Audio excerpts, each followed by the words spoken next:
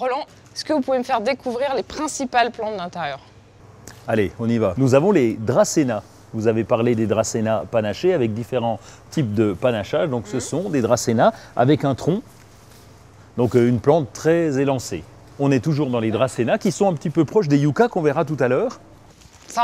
Ça, c'est un philodendron monstera. Philodendron monstera, on l'appelle monstera parce que les feuilles peuvent être monstrueuses. Et donc, c'est une plante qui est grimpante. Regardez, on a ses racines, racines aériennes. Ça va lui permettre de grimper aux arbres. Alors, évidemment, en intérieur, elle ne va pas grimper après un arbre, mais elle aura cette pousse un petit peu irrégulière. Est-ce que ça, on l'appelle le ficus frisé? Vous pouvez, c'est une autre variété. On a beaucoup de variétés de ficus. Vous voyez, celui-ci aussi. Golden Monique. Et le ficus Ali est aussi un ficus. Alors, on a aussi les ficus tressés avec un tronc un peu plus original. Ça. C'est une plante originale qui s'appelle Zamioculcas. Alors, c'est un nom compliqué, je vous l'accorde. Vous sentez le feuillage qui est un petit peu rigide. Oui. Et ça, c'est une plante très solide et facile d'entretien. C'est aussi un repère hein, quand le feuillage est plus rigide, un peu style cacté. On s'embête un peu moins avec l'arrosage. Hein. Et oui, plus le feuillage est épais et plus la plante va capter de la nourriture, elle va capter de l'eau, elle va absorber l'eau. Et derrière nous? Le yucca, ça c'est la plante typique pour débutants. Elle est facile. Facile parce que peu d'arrosage, pratiquement pas d'arrosage en hiver. Elle peut supporter une absence relative de lumière et puis son tronc est très imposant. Celle-ci? Oui, un areca. C'est un palmier d'intérieur. Donc les palmes de ce palmier ont tendance à sécher à la base et à en reformer d'autres au centre de la plante. Donc vous inquiétez pas, il y a toujours un petit peu de sécheresse à la base. Il faut couper régulièrement les palmes du palmier. Il en existe de différentes hauteurs? De différentes hauteurs et de différentes variétés, puisqu'il existe les cycas, les kensias et bien sûr les arecas. Là-bas, ça va être un autre. Voilà, le pachira aquatica. C'est naturel ou pas le tronc tressé? Non, c'est travaillé, c'est planté et puis donc c'est tressé par la main de l'homme pour arriver à ce résultat. Et celle-ci est assez impressionnante parce qu'elle a des feuilles de bicolore complètement là.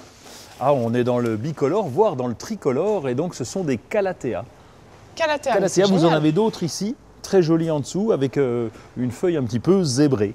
Et le calathea a un avantage lorsque il a besoin d'eau, lorsqu'il a soif, eh bien sa feuille a tendance à se replier, se retourner. Donc c'est un bon repère pour prévoir l'arrosage. Celle-ci est super chouette, avec un petit peu de orange saumoné. C'est un croton, c'est un très joli arbuste. Alors je vous dis arbuste parce que dans son pays d'origine, on est capable d'en faire des haies, un petit peu comme les thuyas chez nous. Eh bien le croton, on l'utilise pour des haies. Alors évidemment, ce n'est pas le cas dans nos intérieurs. C'est une plante qui supporte très bien la luminosité.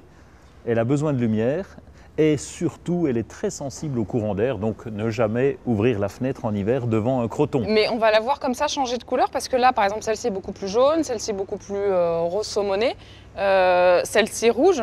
Elle va évoluer? Elle va évoluer, il y a d'abord différentes variétés et en fonction des nouvelles pousses, eh bien, les nouvelles pousses sont beaucoup plus colorées que les anciennes.